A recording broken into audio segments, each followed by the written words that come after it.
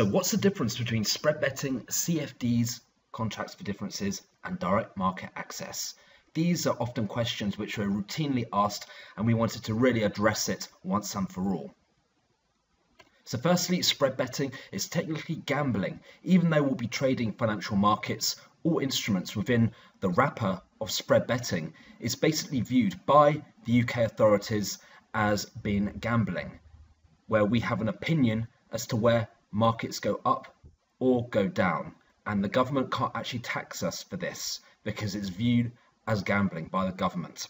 However, professional traders who have an edge in the market and are consistently profitable certainly use this to their advantage, because it means that they can't or aren't required to pay tax on their winnings. But on the same token, if they make any losses in their trading, they cannot offset that against tax either. So it does have advantages in the UK where spread betting is available. A lot of countries in the world, it simply isn't.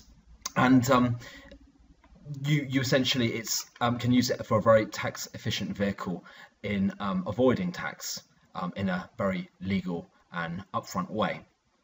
It's slightly different in the mechanics of contracts for differences or direct market access, because the broker doesn't actually match buyers and sellers. In fact, there is actually no buying and selling happening. If you're the buyer speculating that price is going to go up or go down, then the broker is actually taking the other side of your trade and wanting price to go down. And vice versa, if you are the seller and speculating that price will go down of whatever you're trading, then the broker is the buyer and will take the other side of your trade. The trader trades a stake or a bet, which is essentially pounds per point or dollars per point or pip, rather than a standard lot, and will essentially look to go long or short, depending what the view is of that asset class. And you can trade all sorts of instruments and asset classes within the spread betting wrapper, whether it's commodities, stocks, indices, bonds, or even our old favorite Forex. And as we said before, the great news is that it's tax-free. So if you're consistently profitable, you don't have to declare any gains. But on the same token, the downside is that you won't be able to mitigate any losses or offset them against tax.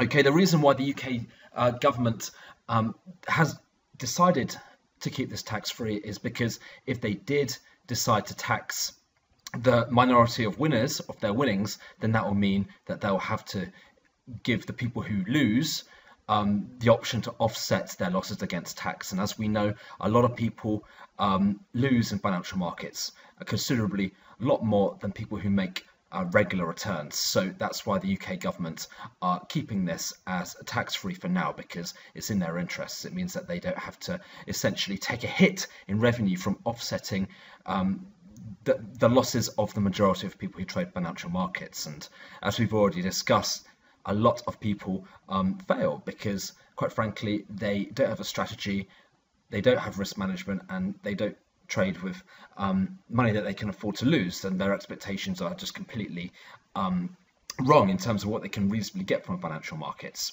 So let's take a look at contracts for differences, now also known as CFDs. On the flip side, this is a direct market access where the broker matches buyers and sellers. The buyer takes one side of the contract and the seller takes the other. The broker's position is essentially to match the two up in the market. If you win the position, you receive the difference in the contract prices. If you lose, you pay the difference, and vice versa. So the great news for this is that you typically spreads are a lot more competitive. Unlike spread betting, there's a bit of a markup, as brokers like to make their pound of flesh this way. And spread betting is certainly considered more as real trading because it is direct market access. The broker is simply the intermediary rather than the person taking the other side of your trade. So pros and cons to both ones. And as I've said, DMA, referring to direct market access, is a trading format that gives all Forex traders a direct link to the interbank market, and it provides us clients with tight, streaming, competitive multi-bank spreads, equal instant access to prices provided by leading foreign exchange banks on a strict price over time protocol. Also, it gives anonymity which ensures everyone sees the same neutral prices. So that hooks back to currency trading being more of a level playing field than certainly if you're trading the more liquid markets like AIM-listed stocks and shares. There's also free of conflicts within the trading environment, because I know dealing desks placing the opposite trades to the client, like there are certainly with the brokerage houses offering the facility for spread betting. What do you think of that? Trading does not have to be difficult or time consuming. In fact, all you need to become a profitable lazy trader is a single strategy which you can trade for only minutes a day. Visit thelazytrader.com and download for free 5 rapid ways to become highly profitable at Forex trading and your trade secret video pack, so that you can copy the winning elite and rapidly accelerate your long-term success in financial markets trading. Trade profitably from as little as minutes a day and beat the banks and brokers at their own game. This is available for a limited time, so download it today. www.thelazytrader.com. It's free, fun, and most importantly, it will help you. Visit thelazytrader.com.